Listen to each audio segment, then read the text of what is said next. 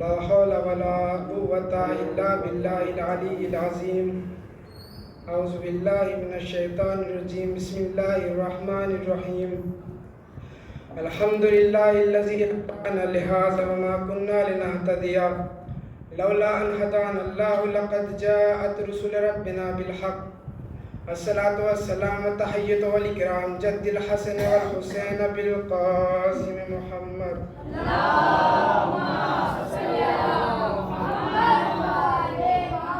وعلى أهل بيته الطيبين الطاهرين المعصومين المظلومين ولعنة الله على أعدائهم أجمعين من يومنا هذا إلى قيام يوم الدين. أما بعد فقد قال إمام زين العابدين عليه الصلاة والسلام آتینا ستۃ وفضلنا بسبع.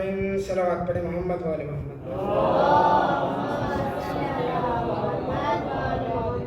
کرم ہے حضرات چاردہ معصومین کا اور خصوصی صدقہ ہے شہزادی کونین مادر حسنین بنت جناب رسول الثقلین صدیقہ طاہرہ راضیہ مرضیہ عذرا بطول یعنی جناب فاطمۃ الزہرا سلام اللہ علیہا. بی بی کی نالین پاک سے لپٹی ہوئی گرد کے ذروں کا تصدق ہے کہ کاتب تقدیر نے ہماری کتاب تقدیر کے صفحات پر یا تو اہل بیت کی خوشی لکھی یا اہل بیت کا غم لکھا. اور کرم ہے اس خالق کائنات کا مالک ارض و سما کا کہ اس نے ہمارے دلوں پر محمد، دھڑکنوں پر علی، سینوں پر یا حسین اور بازوؤں پر عباس لکھ دیا. کرم ہے اس خالق کائنات کا مالک ارض و سما کا کہ اس نے ہم کو اہل بیت کی محبت عطا کی. دیکھے گا یہ محبت اہل بیت کوئی عام چیز نہیں ہے، کوئی عام شے نہیں ہے. دیکھے گا اللہ نے ہم سے کہا کہ نماز پڑھو لیکن خود نہیں پڑھتا. اللہ کہتا ہے کہ روزہ رکھو لیکن خود نہیں رکھتا. اللہ کہتا ہے کہ حج کو جاؤ لیکن خود نہیں جاتا. لیکن واحد چیز ہے محبت اہل بیت. اللہ پہلے خود کرتا ہے بعد میں کہتا ہے بندوں سے کہ کرو. صلوات پڑھے گا محمد والے محمد. دیکھے گا یہ فرش اعضاء جس پر آپ بیٹھے ہوئے ہیں یہ کوئی عام فرش نہیں ہے. اس پر صرف آپ نہیں بیٹھتے بلکہ یہاں عرش والے بھی آتے ہیں اور جنت کی شہزادی یہاں پر تشریف لاتی ہیں. کون جنت کی شہزادی؟ وہ جنت کی شہزادی کہ جس کا شوہر جنت اور جہنم کا تقسیم کرانے والا ہے. وہ شہزادی کہ جس کے بیٹے جوانان جنت کے سردار ہیں. وہ اس فرش اعضاء پر تشریف لاتی ہیں. اور دیکھے گا میں تو یہ کہتا ہوں کہ آپ محل پہ محل بنا لیجئے، چاہے تاج محل کی تیسری منزل بنوا لیجئے لیکن شہزادی نہیں آئے گی. آپ اپنے ٹوٹے ہوئے گھر میں بھی فرش اعضاء کو بچھا دیے گا، جنت کی شہزادی آپ کے گھر تشریف لے آئے گی.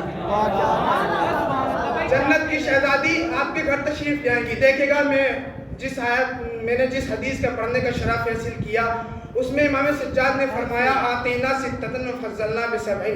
میں آپ کے سامنے دربار کا پورا منظر پیش کروں گا، اگر آپ تک پہنچ جائے تو بتائیے گا. پہلے آپ کو یزید کے دو اہم پلان سناتا ہوں. یزید کے دو اہم پلان کیا تھے؟ یزید کے دو ارادے تھے. پہلا ارادہ یزید کا یہ تھا کہ حلال محمدی کو حرام میں تبدیل کرنا، حرام محمدی کو حلال میں تبدیل کرنا اور شریعت کو بدل دینا. یعنی کیا مطلب یہ کہ آیت وہی رہے شراب حلال ہو جائے، آیت وہی رہے زنا حلال ہو جائے، آیت وہی رہے نماز حرام ہو جائے، آیت وہی رہے روزہ حرام ہو جائے. یہ یزید کا پہلا ارادہ تھا. اور دوسرا ارادہ یزید کا یہ تھا کہ خود کو خلیفہ رسول لکھوانا اور معاذ اللہ امام حسین کو باغی لکھوانا. یزید نے 700 کرسی نشین اپنے دربار میں بلائے ہوئے تھے صرف یہ لکھوانے کے لیے کہ یزید خلیفہ رسول کے مقابلے پر ایک باغی کھڑا ہوا تھا جس کا نام حسین تھا. یہ لکھوانے کے لیے یزید نے 700 کرسی نشین بلائے ہوئے تھے. یہ اس کے خاندان کے نہیں تھے، اس کے قبیلے کے نہیں تھے، اس کے خاندان کے نہیں تھے، بلکہ الگ ممالک کے سفیر تھے، اس نے بلائے ہوئے تھے. دیکھے گا پھر اس نے اپنے دربار سجا ہوا ہے. اس نے اپنا درباری خطیب سے کہا منبر پر جاؤ، جانے کے بعد بنی امیہ کی تعریف کرنا شروع کرو اور بنی ہاشم کی برائی کرنا شروع کرو. توجہ سے سنیے گا. بنی امیہ کی تعریف کرنا شروع کرو، بنی ہاشم کی برائی کرنا شروع کرو. اب درباری خطیب منبر پر پہنچا. پہنچنے کے بعد اس نے بنی امیہ کی تعریف کرنا شروع کی، بنی ہاشم کی برائی کرنا شروع کی. جیسے ہی برائی کرتا کرتا اس مقام پر پہنچا کہ یزید خلیفہ رسول کے مقابلے پر ایک باغی کھڑا ہوا تھا جس کا نام حسین تھا. ایک باغی کھڑا ہوا تھا جس کا نام حسین تھا. سب کے قلم اٹھے تھے لکھنے کے لیے کہ یزید خلیفہ رسول کے مقابلے پر. ایک باغی کھڑا ہوا تھا جس کا نام حسین تھا کہ اچانک سارے دربار کی نگاہوں نے دیکھا کہ جس کے ہاتھوں میں ہتھکڑیاں تھی, پاؤں میں بیڑیاں تھی, گلے میں خاردار توپ تھا, اچانک چیخ کے بولا, او جھوٹے چپ ہو جا, منبر سے اتر جا. او جھوٹے چپ ہو جا, منبر سے اتر جا. کمال یہ نہیں تھا کہ امام سجاد کیا فرما رہے ہیں, کمال یہ تھا کہ سارے دربار کی نگاہوں نے دیکھا, وہ چپ بھی ہوا, منبر سے بھی اترا. راوی, رپورٹرز, پترکار, قلمکار ایک دوسرے کے ہاتھ پہ ہاتھ مار کے بول رہے تھے, ابھی کچھ مت لکھنا, منظر بدل رہا ہے. جو بیمار لگ رہا تھا وہ مختار لگ رہا ہے, یزید اب بیمار لگ رہا ہے. صلوات پڑھے گا محمد والے محمد.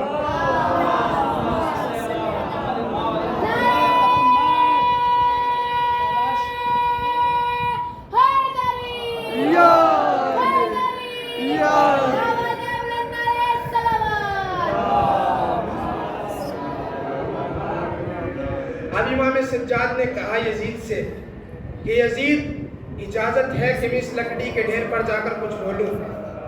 تو یزید نے منع کر دیا, اجازت نہیں دی. بھیا اپنے گھر میں اپنی موت کون بلاتا ہے, یزید نے منع کر دیا, اجازت نہیں دی. پھر امام سجاد نے اپنا لہجہ بدلا. بدلنے کے بعد فرمایا, یزید اگر تم مجھے جانے دے گا تو میں وہ باتیں کروں گا جس میں سننے والوں کو ثواب ملے گا. میں اللہ اور رسول کی باتیں کروں گا. درباری خاموش ہو گئے. خاموش ہونے کے بعد انہوں نے درباری چوکنے کے بعد کہا, یہ تو باغی تھا, کہہ رہا ہے کہ اللہ اور رسول کی باتیں کروں گا. کہا یزید جانے دے, اللہ اور رسول کی باتیں ہی تو کرے گا. یزید نے کہا کیا یہ بیمار ہے, یہ اگر یہ منبر تک پہنچ گیا تو اس وقت تک نہیں اترے گا جب تک مجھے ذلیل نہ کر دے. یزید نے کہا کہ اس وقت تک نہیں اترے گا جب تک مجھے ذلیل نہ کر دے. درباری چوکنے کے بعد کہا, یزید یہ ہوتا کون ہے تیرے ہی دربار میں تجھے ذلیل کرنے والا. کہا اسے جانتے نہیں ہو, توجہ رکھے گا. کہا اسے جانتے نہیں ہو, اس کے ذہن میں محمد کی زبان ہے. جیسے ہی درباریوں نے محمد کا نام سنا, سننے کے بعد کہا, یزید کیا وہی محمد جس کا کلمہ پڑھا جاتا ہے, کیا وہی محمد جس کے سینے پر قرآن نازل ہوا, کیا وہی محمد جس پر وحی آتی تھی,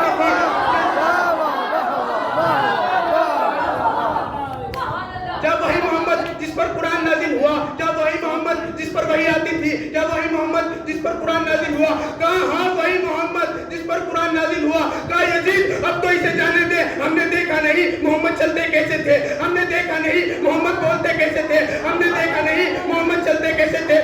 یہ اگر چلے گا تو ہمیں خبر ملے گی محمد چلتے کیسے تھے, یہ بولے گا تو ہمیں پتہ چلے گا محمد بولتے کیسے تھے, یہ بیٹھے گا تو ہمیں پتہ چلے گا محمد بیٹھتے کیسے تھے.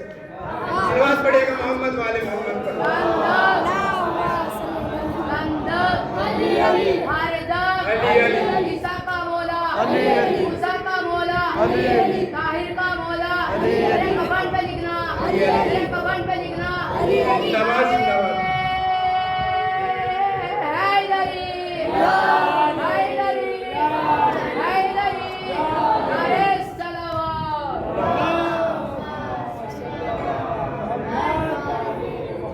ایک مرتبہ اجازت ملی, امام سجاد چلے. جیسے ہی امام سجاد چل رہے تھے تو سارے دربار کی نگاہیں امام سجاد کو دیکھ رہی تھی. لگ ہی نہیں رہا تھا کہ امام سجاد چل رہے ہیں, لگ یہ رہا تھا کہ سارے دربار کی نگاہیں امام سجاد کے قدموں میں اسیر ہو گئی ہوں, امام سجاد کے قدموں میں اسیر ہو گئی ہو. اب امام سجاد پہنچے, منبر پر پہنچنے کے بعد سوچتے ہیں کہ کہاں سے شروع کریں. کیا یہ بتائیں کہ میں حسین کا بیٹا ہوں, قتل کا فتویٰ یہیں سے جائے گا. کیا یہ بتائیں کہ میں علی کا پوتا ہوں, نہیں. امام سجاد نے عجب انداز سے شروع فرمایا. امام سجاد نے فرمایا, آتینا ستتن وفضلنا بسبعین, آتینا العلم والحلم والسخاوت والشجاعت والمحبت فی قلوب المؤمنین. کہ اللہ نے ہمیں 6 چیزیں عطا کی اور 7 چیزوں کے ذریعے فضیلت بخشی. علم ہمیں دیا, سخاوت ہمیں دی, شجاعت ہمیں دی اور لوگوں کے دلوں میں ہماری محبت کو واجب کیا. علم ہمیں دیا, سخاوت ہمیں دی, شجاعت ہمیں دی اور لوگوں کے دلوں میں ہماری محبت کو واجب کیا. کیا کہا امام سجاد نے کہ علم ہمارے پاس, سخاوت ہمارے پاس, شجاعت ہمارے پاس اور لوگوں کے دلوں میں ہماری محبت کو واجب کیا. راوی, رپورٹرز, پترکار, قلمکار ایک دوسرے کے ہاتھ پہ ہاتھ مار کے بول رہے تھے, صحیح بول رہا ہے, صحیح بول کہتا تھا بیوقوف اگر صحیح نہ بولتا یزید بولنے تھوڑے ہی دیتا، اگر صحیح نہ بولتا یزید بولنے تھوڑے ہی دیتا۔ اس کا مطلب یہ ہے کہ جو کچھ بھی بول رہا ہے بالکل صحیح بول رہا ہے اور سچ بول رہا ہے۔ پھر آگے فرمایا امام سجاد نے وَفَضَّلْنَا بِسَبْعٍ، اللہ نے ہمیں 7 چیزوں کا ذریعہ فضیلت بخشی ہے۔ یہ اب جو میں پڑھنے جا رہا ہوں اسے جملہ نہیں بولتے، حملہ بولتے ہیں، اسے حملہ بولتے ہیں۔ پہلا حملہ سنبھالیے گا، امام سجاد نے فرمایا انا النبی المختار، پہلا حملہ نبی مختار ہم میں سے ہے۔ درباری چوکنے کے بعد کہا یہ تو باغی تھا، کہہ رہا ہے کہ نبی ہم میں سے ہے۔ امام سجاد نے کہا اور سنو اور چوکو، وَأَنَا الطَّيَّارُ جعفر، اور جعفر طیار بھی ہم میں سے ہے۔ درباری پھر چوکے، امام سجاد نے کہا اور سنو اور چوکو، وَمِنَّا حَسَدُ اللَّهِ، اور اللہ کا شعر بھی ہم میں سے ہے۔ ذرا توجہ رکھے گا کہ اللہ کا شعر بھی ہم میں سے ہے۔ کہا اور سنو اور چوکو، وَمِنَّا حَسَدَ رَسُولِ اللَّهِ، حمزہ سید الشہداء، کہا کہ شہیدوں کا سردار حمزہ بھی ہم میں سے ہے۔ درباری چوکنے کے بعد کھڑے ہو گئے، کھڑے ہونے کے بعد کہا حمزہ یہ تو سنا ہے، حمزہ یہ تو سنا ہے، کیا یہ وہ حمزہ تو نہیں کہ جو رسول کے چچا ہے؟ کہا ہاں یہ وہی حمزہ ہے کہ جو رسول کے چچا ہے۔ کہا یہ وہ حمزہ تو نہیں کہ جس کا کلیجہ چبایا گیا تھا؟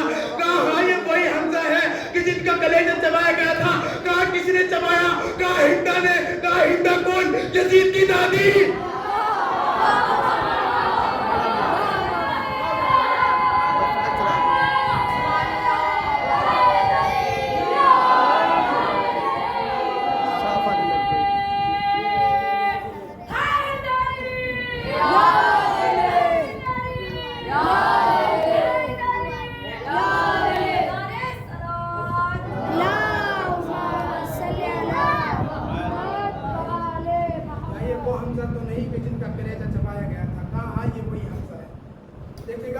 آپ کو ایک سفر کراتا ہوں میں مکہ سے کربلا کا۔ میدان کربلا سجا ہوا ہے، میدان کربلا سجا ہوا ہے، عباس کے ہاتھ میں صرف نیزہ ہے تو منظر یہ ہے کہ صفے صفوں پر گر رہی ہے۔ ناظرین بھائی ادھر توجہ رکھیے گا، یہ نیزہ ہے تو منظر یہ ہے کہ صفے صفوں پر گر رہی ہیں۔ قلب لشکر میمنہ پہ گر رہا ہے، میمنہ میں سرے پر گر رہا ہے، سر بدن پہ گر رہے ہیں، بدن سر پہ گر رہے ہیں، گھوڑے لاشوں کے اوپر پیر رکھ کے بھاگ رہے ہیں، لوگ گھوڑوں کے اوپر چڑھ کے بھاگ رہے ہیں۔ اسی دوران لشکر شام میں ایک بہادر آیا تھا جس کا نام مارد تھا۔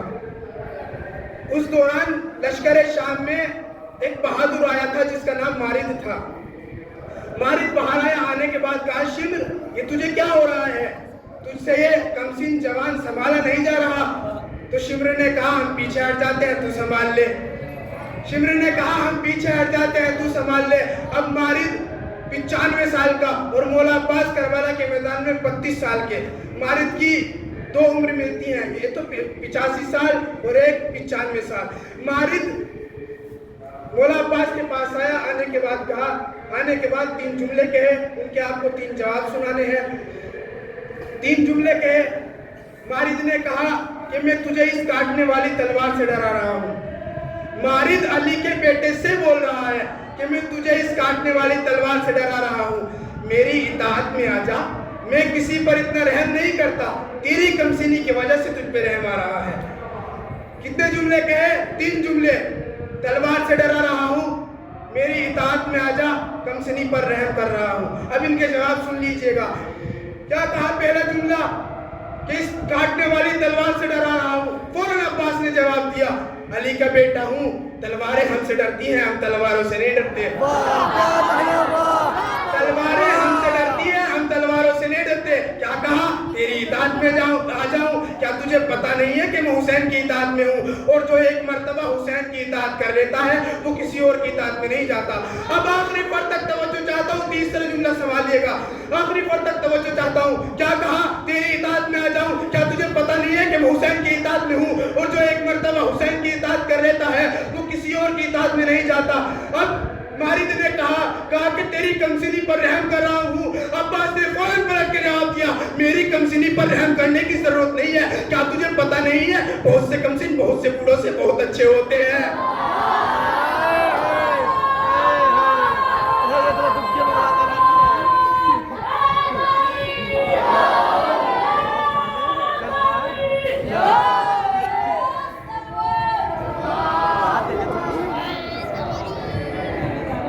کیا تجھے پتہ نہیں ہے کہ بہت سے کمسن بہت سے بوڑھوں سے بہت اچھے ہوتے ہیں.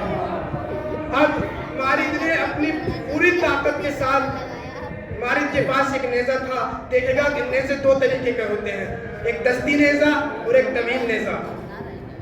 مارد کے پاس طویل نیزہ تھا. مارد نے اپنی پوری طاقت کے ساتھ عباس کی طرف وار کیا. جتنی اس میں طاقت تھی اس نے اتنی ہی طاقت سے عباس کی طرف وار کیا. جیسے ہی مارد نے عباس کی طرف وار کیا, عباس نے اپنا ہاتھ بڑھایا, پورا ہاتھ نہیں, انگوٹھا اور انگلی. عباس نے انگوٹھے اور انگلی کو بڑھایا. جتنی طاقت سے مارد نے عباس کی طرف حملہ کیا اتنی ہی طاقت سے عباس نے ہاتھ بڑھایا اور نیزے کی آنی کو انگوٹھے اور انگلی کے بیچ میں روک لیا. نیزے کی آنی کو انگوٹھے اور انگلی کے بیچ میں روک لیا. بھیا نیزے کی آنی کو انگوٹھے اور انگلی کے بیچ میں صرف وہی روک سکتا ہے کہ جس کے بابا نے 2 انگلیوں سے تیرے خیبر اکھاڑا ہو.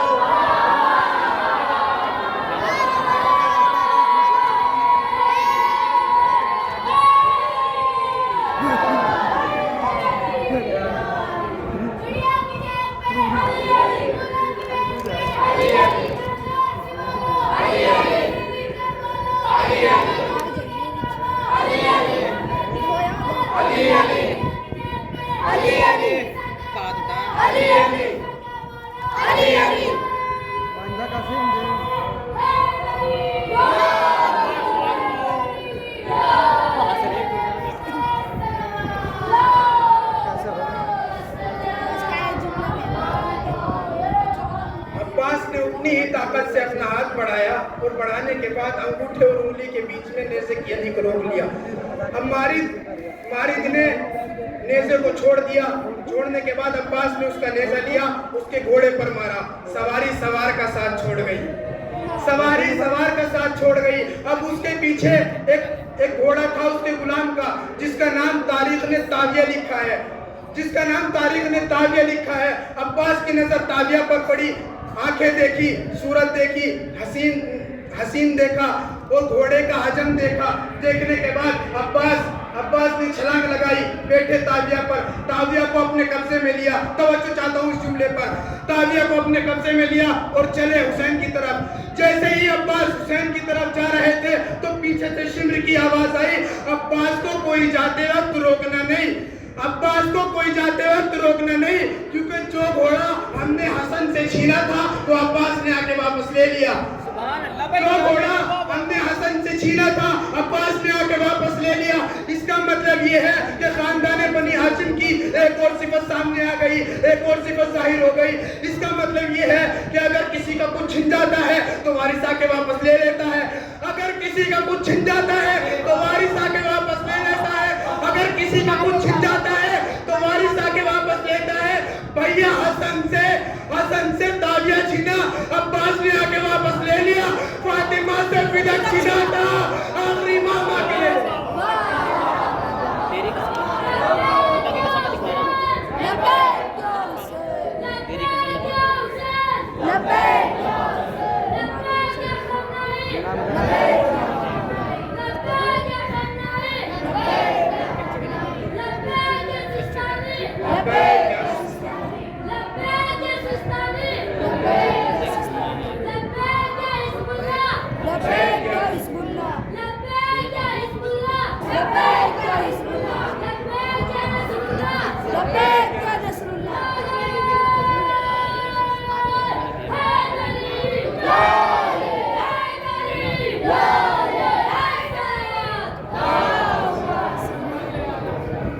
دیکھے گا بس ایک اور واقعہ اور آپ کی تمام نہیں بھائی. ایک دیکھے گا کہ درے خیبر کے اوپر ایک درہ بنا ہوا تھا جس میں مراد بیٹھا رہتا تھا. شاوید بھائی توجہ چاہتا ہوں. درے خیبر کے اوپر ایک درہ بنا ہوا تھا جس میں مرحب بیٹھا رہتا تھا.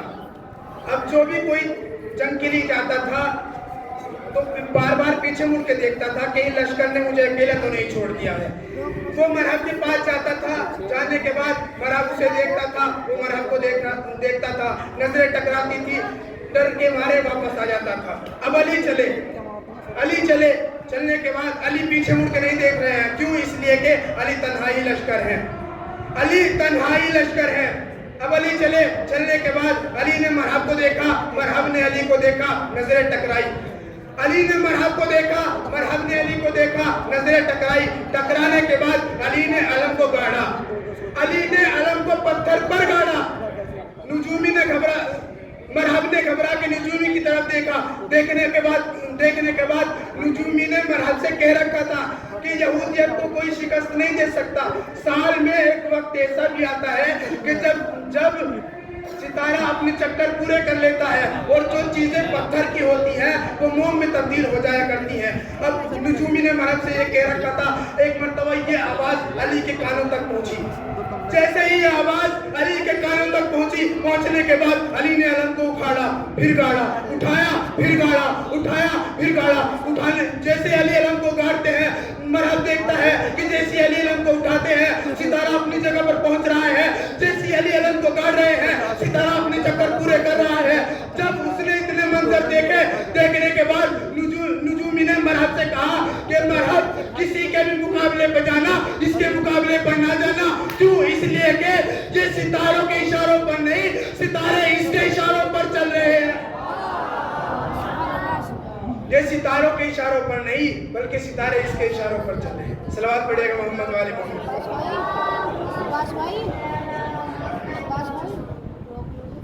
بس عزتداروں, جتنے ان کے فضائل ہیں ان سے زیادہ ان کے مسائل بھی ہیں. لاکھ فضائل پڑھ لیے جائیں لیکن وہ جو شہزادی ہے نا, اس سے بس یہ انتظار رہتا ہے کہ میرے حسین کے مسائل کب ہوں. دیکھے گا جناب سکینہ کی مناسبت سے عشرہ چل رہا ہے. آج اس عشرے کی دوسری مجلس ہے. مجھے زیادہ مسائل نہیں پڑھنے, بس صرف 2 پتھر پڑھنے ہیں. دیکھے گا جناب مختار نے غلام کو قید کیا. قید کرنے کے بعد جس کا نام زجر تھا, جناب مختار نے زجر سے کہا, زجر یہ بتا, جب جنگ کربلا ہو رہی تھی تو یہ بتا کہ کوئی تیر لے کر گیا تھا, کوئی تبر لے کر گیا تھا, کوئی بھالا لے کر گیا تھا, کوئی خنجر لے کر گیا تھا. زجر یہ بتا تو کربلا میں کیا لے کر گیا تھا. ایک مرتبہ زجر کہتا ہے مختار میں کربلا کے میدان میں تو نوکیلے پتھر لے کر گیا تھا. ایک مرتبہ جناب مختار کہتے ہیں زجر یہ بتا تو نے وہ پتھر کہاں پر استعمال کیے. ایک مرتبہ زجر کہتا ہے مختار سن نہیں پاؤ گے. جناب مختار کہتے ہیں زجر بتا ورنہ میں تجھے قتل کر دوں گا. ایک مرتبہ جناب مختار کہتے ہیں زجر بتا ورنہ میں تجھے قتل کر دوں گا. ایک مرتبہ زجر کہتا ہے مختار اگر سننا چاہتے ہو تو سنو, میں کربلا میں اس وقت پہنچا, ارے جس وقت زہرا کا لال گھوڑے پر ڈگمگا رہا تھا, میں نے چاہا میں نے اس کے جسم پر اپنی نظروں کو دوڑایا. دوڑانے کے بعد مجھے کوئی جگہ خالی نہیں ملی. میری اچانک سے پھر زہرا کے لال کی پیشانی پر نظر پڑی. پڑنے کے بعد ارے میرے پہلا پتھر نکالا, ارے زہرا کے لال کی پیشانی پر مارا. زہرا کے لال سے گھوڑے پر سنبھلا نہ گیا. عزادارو خدا آپ کو کوئی غم نہ دے سوائے غم مظلوم کربلا کے. میں نے پہلا پتھر نکالا, زہرا کے لال کی پیشانی پر مارا. زہرا کے لال سے گھوڑے پر سنبھلا نہ گیا, زین سے زمین پر آئے. اب ایک مرتبہ جناب مختار بے ہوش ہو گئے. بے ہوش ہونے کے تھوڑی دیر بعد جناب مختار کو ہوش آیا. آنے کے بعد جناب مختار نے کہا زجر یہ بتا تو نے دوسرا پتھر کہاں استعمال کیا. عزادارو خدا آپ کو کوئی غم نہ دے سوائے غم مظلوم کربلا کے. زجر یہ بتا تو نے دوسرا پتھر کہاں پر استعمال کیا. ایک مرتبہ زجر کہتا ہے مختار سن نہیں پاؤ گے. ایک مرتبہ جناب مختار کہتے ہیں زجر بتا ورنہ میں تجھے قتل کر دوں گا. ایک مرتبہ زجر کہتا ہے کہ مختار سننا چاہتے ہو تو سنو, میں شام غریبہ تھی, خیام حسینی جل چکے تھے. ایک بچی تھی جو دوڑے دوڑے مقتل کی طرف جا رہی تھی, اس کے دامن میں آگ لگی ہوئی تھی اور وہ کہتی جاتی تھی آئینہ آئینہ بابا, آئینہ آئینہ بابا, آئینہ آئینہ بابا. ارے میں نے دوسرا پتھر نکالا, اس بچی کا گھٹنے پر مارا, بچی تڑپ گئی. تڑپنے کے بعد زمین پر گری, گرنے کے بعد کہا چچا عباس آپ کے جانے کے بعد کوئی تماچے مارتا ہے, کوئی تازیانے مارتا ہے, کوئی پتھر مارتا ہے, کوئی دامن میں آگ لگاتا ہے. اِنَّا لِلَّهِ وَإِنَّا إِلَيْهِ رَاجِعُونَ. وزن میں قضا ہی